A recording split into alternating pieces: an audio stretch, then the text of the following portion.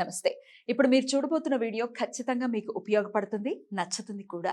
మరి మీకు నచ్చిన విషయం నాకు తెలియాలి అంటే ఈ వీడియోని మీరు లైక్ చేయాలి, షేర్ చేయాలి, అలాగే మన ఛానల్ని సబ్స్క్రైబ్ చేయాలి. మీ సపోర్ట్ని నాకు అందిస్తారు కదా.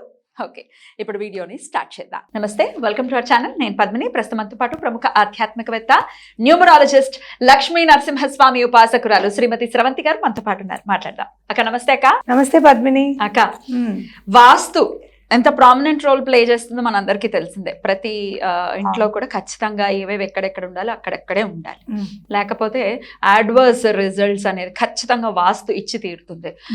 వీధి పోట్లకు సంబంధించి కానీ అవి కూడా చాలా భయంకరమైన రోల్ ని ప్లే చేస్తుంటే నమ్మని వాళ్ళని కూడా నమ్మింపజేస్తుంది వాస్తు.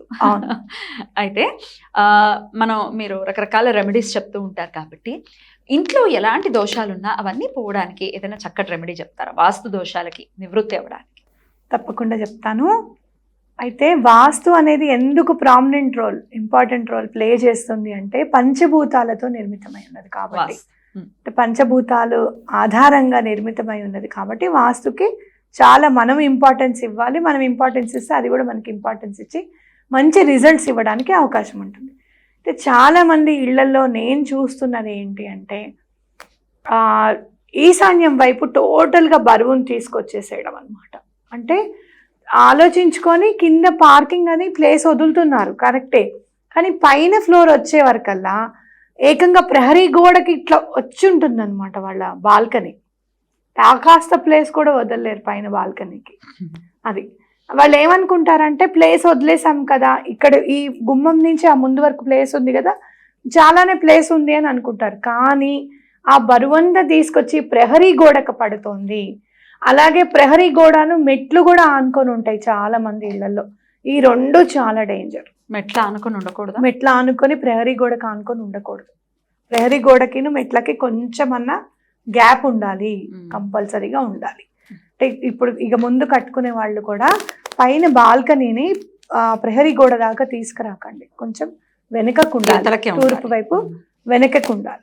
అలా బేసిక్ మినిమం గా చూసుకోవాలన్నమాట. అంటే తూర్పు వైపు ఎక్కువగా ప్లేస్ ఉండడం, అలాగే ఉత్తరం వైపు ఎక్కువగా ప్లేస్ వదలడం, అలాగే దక్షిణమును పడమర, పశ్చిమమును దక్షిణంలో కొంచెం ప్లేస్ తక్కువగా ఉండాలి, ఉత్తరం వైపు కంటే కూడా కొంచెం తక్కువగా ఉండాలి. ఇలాంటివన్నీ చక్కగా పాటించాలి. ఒకటి ఇంకోటి, ఎప్పుడు కూడా పాజిటివ్ ఎనర్జీ అనేది ఇంట్లోకి రావడానికి అనేది ఎక్కువగా ఆలోచిస్తూ ఉండాలి.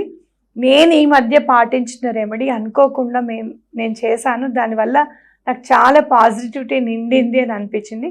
జేడ్ ప్లాంట్ ఉంటుంది కదా, గుమ్మానికి ఎదురుగుండా పెట్టడం. ఎదురుకుండా ఉండాలా? ఎదురుగుండా. ఇంట్లో ఎక్కడో ఒక చోట ఉండడం కాదు, ఇంట్లో ఎక్కడో ఒక చోట లోపల మీరు పెట్టుకున్నా ఇంకొక ప్లాంట్ ని కూడా తెచ్చుకొని ఇంకొక కుండీలో ఎదురుగుండా, మీకు తులసి చెట్టు ఉందనుకోండి, దాన్ని జరపేయమని నేను చెప్పను, తులసి చెట్టు పక్కకి పెట్టుకోండి చక్కగా. అయితే గుమ్మాన్ని జేడ్ ప్లాంట్ చూస్తూ ఉంటే నాకు పాజిటివిటీ చాలా నిండింది. నేను మార్చి ఒక 10 days అయ్యింది.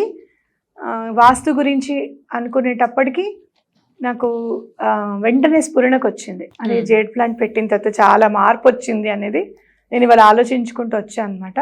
అందుకే చెప్తున్నా. బోల్డ్ అంతా లైఫ్ ఉంటుంది కదా జేడ్ ప్లాంట్ లో, చాలా చాలా లైఫ్ ఉంటుంది. ఎందుకంటే మీరు చూస్తే ఆకు చాలా మందంగా ఉంటుంది. మీరు వాటర్ ఒక 2-3 రోజులు పోయకపోయినా కూడా వడలదు, అస్సలు తెలిసిపోతుంది మనకి. దానిలో ఉన్న పాజిటివిటీ అనేది తెలిసిపోతుంది. అంటే దాచుకోవడం, నీరుని దాచుకుంది కాబట్టే కదా అంత మందంగా ఉంది ఆకు. అలాగే దాచుకున్నది ఎంతవరకు ఉపయోగించాలో అంతవరకే ఉపయోగించుకుంటూ ఉండడం అన్నమాట. సో అది చాలా మంచిది ఇంట్లో అనేది మనం చెప్పుకోవచ్చు. అలానే ఈశాన్యం మూల ఒక చిన్న అదేంటి రాగి చెంబు ఉంటుంది కదా, రాగి చెంబులో నీళ్లు పోసి పువ్వు పెట్టి పెట్టడం కూడా చాలా మంచిది. అంటే వాటర్ అనేది ఎప్పుడూ కూడా ఒక చోట స్థిరంగా చక్కగా ఉండాలి చెంబులో. అది మీరు ఈశాన్యం మూల పెట్టే అలవాటు లేకపోతే కనుక, ఇప్పుడు నాకు లేదు ఈశాన్యం మూల వాటర్ పెట్టే అలవాటు, నాకు లేదు. అందుకని నేను ఏం చేస్తాను అంటే చిన్న చెంబులో నీళ్లు పోసి దేవుడి దగ్గర పెడతా. అంటే ఒక డివైనిటీ, ఒక ఆధ్యాత్మికంగా అబ్బా ఇక్కడ పెట్టాము, ఈ వాటర్ని మనం ముట్టుకోకూడదు, రేపటి రోజున ఆ నీళ్లు తీసుకొని వెళ్ళి చెట్లలోనే పోయాలి అనే నీరు ఉన్న చెంబు అనేది ఇంట్లో ఉండాలి ఖచ్చితంగా. దానివల్ల కూడా మనకి పాజిటివిటీ వస్తుంది. అలానే మీరు ఆగ్నేయం మూల చిన్న చిన్న రెమెడీస్ చెప్తున్నాను నేను. ఆగ్నేయం మూల కరెక్ట్గా మనం నైఫ్స్ ఎక్కడ పెడతాము అంటే ఖచ్చితంగా స్టవ్ పక్కకు పెట్టుకుంటాం. ఎందుకంటే మూకుడు పెట్టి ఆన్ చేసి టక టక టక టక కట్ చేసేసి వేసేయడానికి వీలుగా ఉంటుంది అని చెప్పి ఆలోచిస్తాం. ఖచ్చితంగా ఉంటుంది. కానీ ఆగ్నేయం వైపు ఎక్కడైతే మనం ఎదురుగుండా ఉంటామో ఆ అరుగు మీద ఎక్కడా కూడా కత్తులు ఉండకూడదు.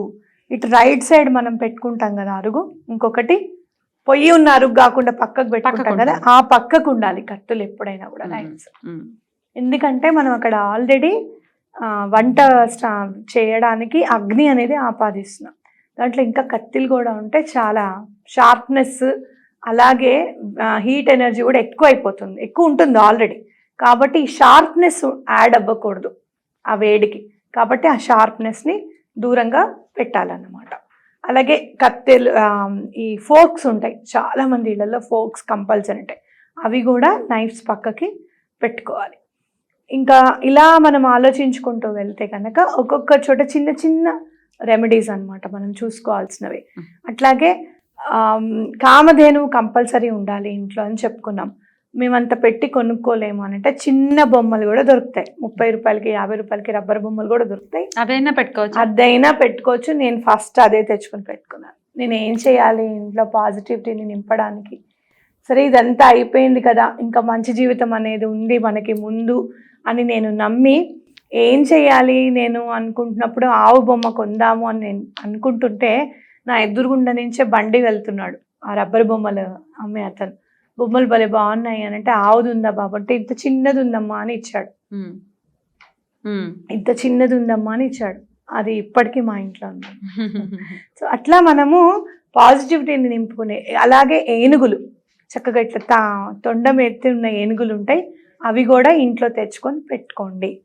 అయితే ఇవన్నీ ఎందుకు చెప్తున్నాను అని అంటే చాలా పెద్ద ప్రాబ్లం ఉంది మీ వాస్తులో, అది ఎటువంటి పరిస్థితుల్లోనూ అక్కడ పగలగొడితే కానీ మీకు అవ్వదు, మీకు ఎట్లయినా కన్స్ట్రక్షన్ స్టార్ట్ చేయాల్సిందే అని అనుకున్నప్పుడు ఇలాంటివి మీరు పెంపొందించుకోండి. అప్పుడు అది మార్చుకునేంత డబ్బు మీకు అందుబాటులోకి వస్తుందన్నమాట. అట్లాగే మనం అన్నం వండుకున్న తర్వాత స్నానం చేసుకొని అన్నం వండుకోవాలి అని మనం అందరికీ తెలిసిందే. అట్లా స్నానం చేసి అన్నం వండిన తర్వాత అన్నం తీసుకొని కొద్దిగా పొయ్యి మీద వేయండి. వండేసిన తర్వాత లాస్ట్లో వేస్తే మీరు నైవేద్యం పెట్టినా పెట్టకపోయినా ముందు మనం ఏ పొయ్యి అయితే మండిందో దానికి సమర్పిస్తున్నాం, ఆ అగ్నికి సమర్పిస్తున్నాం, జ్వాలకు సమర్పిస్తున్నాం అనుకొని వేయండి, ఇవ్వడం. అలాగే ఏదైనా ఇంత బియ్యమో లేకపోతే ధాన్యాలు ఏవైనా కానీ ఇంట్లో పెసర్లు కానివ్వండి, బియ్యం కానివ్వండి, అలాంటివి తీసుకొని వెళ్ళి పైన పశుపక్షాదులకి పెట్టడం. ఇవన్నీ బయటికి వెళ్ళినప్పుడు ఒక బ్రెడ్ కొని కుక్కలకు పెట్టడం, ఇలాంటివి చేస్తే ఇంట్లో వాస్తు దోషం ఏదున్నా కానీ మనం యూనివర్స్కి చేస్తున్నాం కాబట్టి ఖచ్చితంగా మనకి మంచే చేకూరుస్తుంది. అండ్ ఆ వాస్తు దోషాన్ని తొలగిపోవడానికి మనం ఏమైనా చేయించుకొని అందులోంచి బయటపడడానికి కూడా యూనివర్స్ మనకి సహకరిస్తుంది. అద్భుతం అక్క. అయితే లాల్ కితాబ్ రెమెడీస్ కూడా చెప్తూ ఉంటారు కదా మీరు, వాస్తుకు సంబంధించి ఆ లాల్ కితాబ్ రెమెడీస్ లో ఏమైనా ఉన్నాయా? ఉన్నాయి. లాల్ కితాబ్ రెమెడీలో ఈశాన్యం మూల నీరు పెట్టండి, ఒక రాగి చెంబులో నీరు వేసి ఒక పువ్వు వేసి పెట్టండి అని మాత్రమే ఉంది. అయితే అది అలా అలవర్చుకోవాలి అనుకున్నప్పుడు నేను దేవుడి దగ్గర పెట్టడం స్టార్ట్ చేశాను. ఎందుకనో కాబట్టి నాకు అంతే ఆల్మోస్ట్ దేవుడు కూడా ఈశాన్యం వైపేగా ఉండేది. ఎవరికైనా ఈశాన్యం వైపు అన్నా ఉంటుంది, లేకపోతే ఆగ్నేయపు ఈశాన్యంలో ఉంటుంది.